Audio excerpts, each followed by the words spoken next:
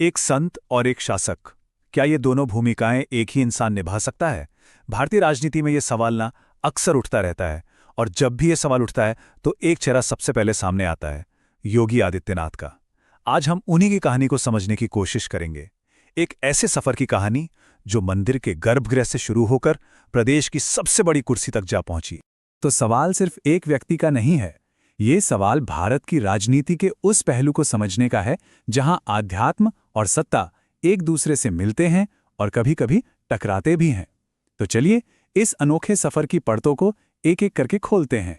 अब जरा इस टेबल पर नजर डालिए। ये सिर्फ कुछ पद और तारीखें नहीं हैं, ये असल में दो अलग अलग दुनियाओं की कहानी है। एक तरफ गोरखनाथ मठ के महंत का पद जो उनकी गहरी आध्यात्मिक जड़ों को दिखाता है, और दूसरी तरफ सांसद से लेकर मुख्यमंत्री तक का एक जबरदस्त पॉलिटिकल करियर। यही वो दोहरापन है जो योगी आदित्यनाथ की पहचान है, और हम आगे यही देखेंगे कि उन्होंने इन दोनों भूमिकाओं को एक साथ कैसे साधा।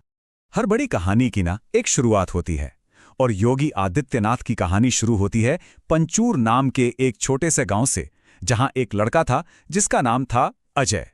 तो आइए जानते हैं कि कैसे वो अजय योगी बना। जरा सोचिए, हिमालय की गोद में बसा एक छोटा सा गांव पंचूर। यहीं पर 5 जून 1972 को अजय सिंह बिष्ट का जन्म हुआ। एक फॉरेस्ट रेंजर के बेटे थे, तो उनका जीवन प्रकृति के काफी करीब था। लेकिन शायद ही किसी ने तब सोचा होगा कि ये लड़का एक दिन उत्तर प्रदेश का मुख्यमंत्री बनेगा। अब यहां से ना चीजें बहुत तेजी से बदलती हैं। सोचिए, एक नौजवान जो गणित की दुनिया में था, वो सिर्फ 2 साल के अंदर अंदर अपना सब कुछ छोड़कर एक सन्यासी बन जाता है। 1992 में एक स्टूडेंट और 1994 तक पूरी तरह से एक योगी। ये एक ऐसा बदलाव था जिसने उनके भविष्य की दिशा को हमेशा हमेशा के लिए तय कर दिया। लेकिन सन्यास उनके लिए कोई अंत नहीं था, बल्कि ये तो एक नई शुरुआत थी। उन्होंने आध्यात्म को अपनी ताकत बनाया और सीधे राजनीति के अखाड़े में उतर गए। तो देखते हैं उनका ये पहला कदम कितना असरदार था। सिर्फ 26 साल। जरा सोचिए, इस उम्र में तो ज्यादातर लोग अपना करियर शुरू करने के बारे में सोचते हैं, और योगी आदित्यनाथ ने भारत की संसद में अपनी जगह बना ली थी। वो उस वक्त के सबसे युवा सांसदों में से एक थे, और ये जीत सिर्फ एक शुरुआत थी। और ये कोई इत्तेफाक नहीं था। गोरखपुर की जनता ने उन पर एक बार नहीं, 2 बार नहीं, बल्कि लगातार 5 बार भरोसा जताया। यह आंकड़ा दिखाता है कि जमीन पर लोगों के साथ उनका एक कितना गहरा और मजबूत रिश्ता बन चुका था, जो किसी भी नेता के लिए सबसे बड़ी चीज होती है। लेकिन राजनीति में जहां तारीफ होती है, वहां विवाद भी साथ साथ चलते हैं। योगी आदित्यनाथ की जो बेबाक और राष्ट्रवादी छवि थी, उसने उन्हें बहुत लोकप्रिय बनाया, पर इसी वजह से वो अक्सर बहसों और विवादों के सेंटर में भी रहे। अब हम उनके करियर के इसी पहलू को थोड़ा समझेंगे। साल था 2002 जब उन्होंने हिंदू युवा वाहिनी की स्थापना की। अब यह सिर्फ एक संगठन नहीं था, बल्कि उनकी जो आक्रामक हिंदुत्व की राजनीति थी, उसका एक प्रतीक बन गया। इस संगठन के जरिए उन्होंने अपनी एक ऐसी इमेज बनाई जो निडर थी और अपने सिद्धांतों पर एकदम अडिग। उनकी राजनीति का रास्ता कोई आसान नहीं था।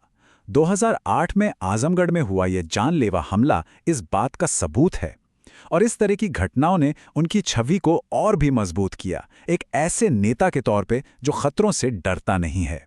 साल 2007 का गोरखपुर दंगा उनके पॉलिटिकल करियर का एक बहुत बड़ा टर्निंग पॉइंट था। एक नौजवान की मौत के बाद पूरा शहर तनाव में था। ऐसे में आदित्यनाथ ने प्रशासन के खिलाफ जाकर अपने लोगों के बीच खड़े होने का फैसला किया। उनकी गिरफ्तारी ने, कह सकते हैं, आग में घी का काम किया, और ये घटना उनकी उस विद्रोही छवि का एक अहम हिस्सा बन गई। तो चलिए देखते हैं कि ये आग आखिर फैली कैसे। हुआ यूं कि एक मौत से तनाव शुरू हुआ, और आदित्यनाथ की एक घोषणा से ये और बढ़ गया।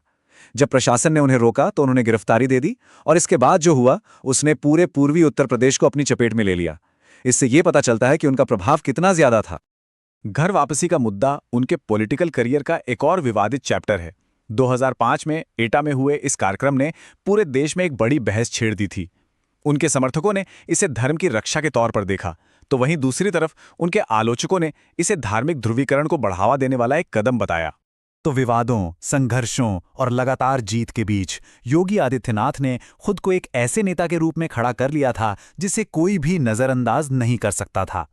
और फिर आया वो दिन जब उनका राजनीतिक सफर अपने शिखर पर पहुंचा। 19 मार्च 2017।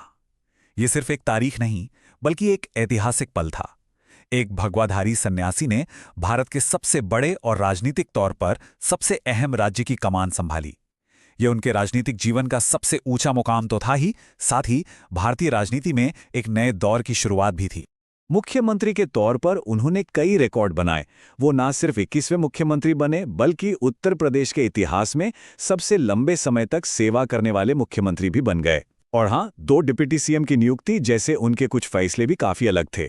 उनके कार्यकाल को अक्सर लॉ एंड ऑर्डर पर उनके सख्त रवैये और बड़े-बड़े इंफ्रास्ट्रक्चर प्रोजेक्ट्स के लिए जाना जाता है। तो अजय से योगी और फिर मुख्यमंत्री तक का यह सफर वाकई में असाधारण है। ये कहानी एक ऐसे इंसान की है जिसने आध्यात्म और राजनीति की 2 बिल्कुल अलग दुनियाओं को एक साथ मिला दिया। उनका ये उदय हमें भारतीय लोकतंत्र की पेचीदगियों पर सोचने को मजबूर करता है। क्या यह धर्म और राजनीति के बीच एक नए रिश्ते का संकेत है? इस सवाल का जवाब तो खैर फ्यूचर ही देगा, लेकिन योगी आदित्यनाथ की कहानी ने इस बहस को हमेशा के लिए